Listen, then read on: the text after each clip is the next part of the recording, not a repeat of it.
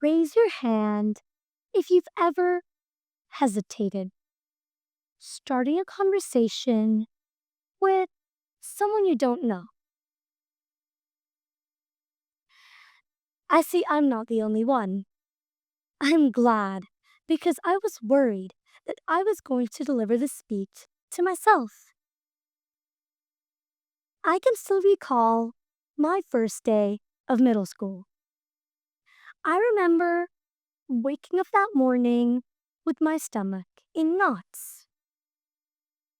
Not the excited kind, but more like the, oh no, what did I get myself into kind.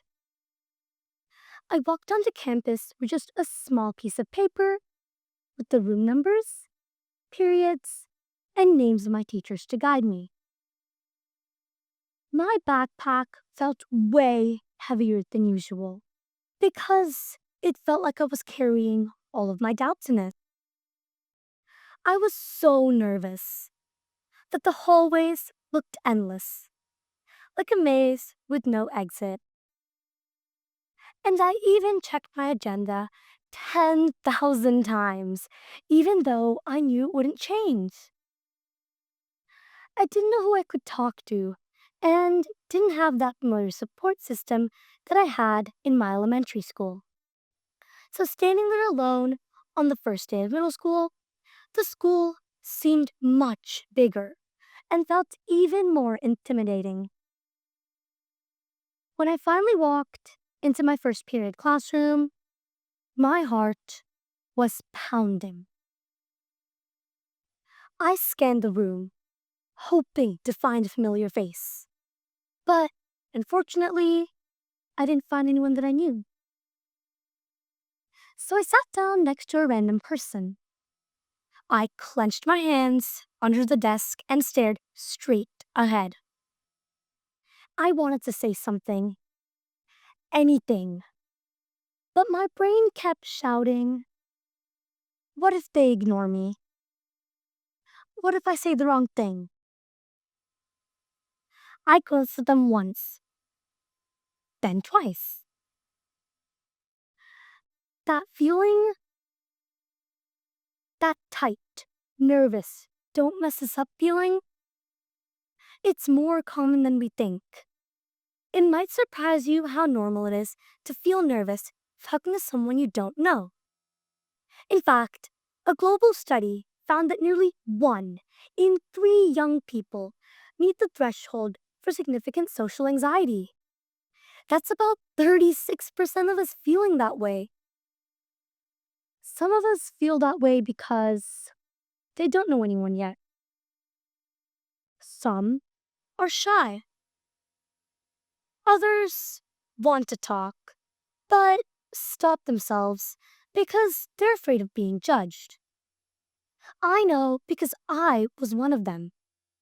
I wanted to talk to someone, but I was also so terrified that I wanted to disappear into thin air. And the scariest part wasn't being alone. It was the fear of being judged the moment I opened my mouth.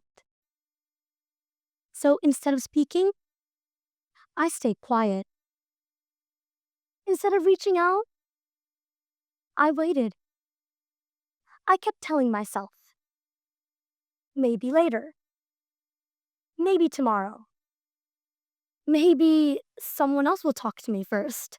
Then I won't have to bear the embarrassment of making a mistake while talking to someone I don't know. When you're sitting there, heart racing, palms sweating, it can feel like the hardest thing to do now is to turn to someone and start talking. For a long moment, I almost didn't say anything. But then, I took a deep breath, turned to the person next to me, and introduced myself. She looked surprised. After what seemed like over an eternity, she introduced herself and talked about how nervous she was about middle school. She shared with me that she didn't know how to start a conversation. That's when I realized that all of those emotions that I had, she felt them too. That one moment changed my entire view on the importance of communicating. We sat together for the rest of class. We walked to our next classes together. We even ate lunch together. And suddenly, middle school didn't feel so huge anymore. Here's what I learned from my experience. Something very small can make a huge difference. Even one word, hello.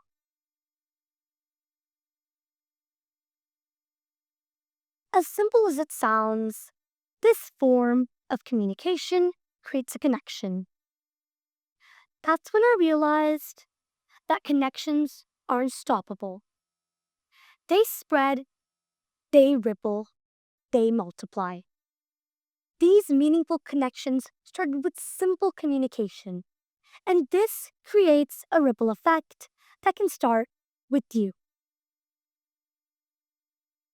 Now, adjusting to a new school or a new situation can take time, sometimes months, especially if you feel alone. But here's the good news. We don't have to wait months to help someone feel seen, because we never know how much the other person needs that support. We can do it today. Think about the worst thing that could happen if you start a conversation. Maybe the person doesn't respond. It feels awkward. You move on. Now, what's the best thing that could happen? A friend, a partner for a group project, someone who says, hey, want to sit with us? This isn't just about being social. Peer support and connections are linked to academic engagement. A 2024 study shows that students who form positive peer connections early on are more motivated and engaged academically, meaning friendships don't just feel good, they actually help you succeed. But when that peer connection is missing, everything changes. Students who feel alone often stay quiet. They don't ask questions. They don't speak up. We can break that silence with a simple chain reaction. When you reach out to someone new, you give their brain a boost of confidence. That makes them feel safe enough to talk to the next person, and then the next. And suddenly, a cold room starts to feel warm. By simply conversing with each other, we turn a place of loneliness into a place where everyone belongs. The truth is, silence doesn't solve loneliness. Waiting doesn't build confidence. And connection doesn't happen by accident. The solution isn't complicated. It starts with a simple human skill that we already possess: communication. I learned that communication is the tool that interrupts isolation. It turns strangers into classmates and fear into possibility. Because one simple interaction can open doors, build confidence, create opportunities, and start lasting friendships. I saw this happen in my own life. That one conversation didn't just gain me one friend, it gave me the courage to find many. One conversation led to another, and eventually to a friend group where we can now talk freely about anything.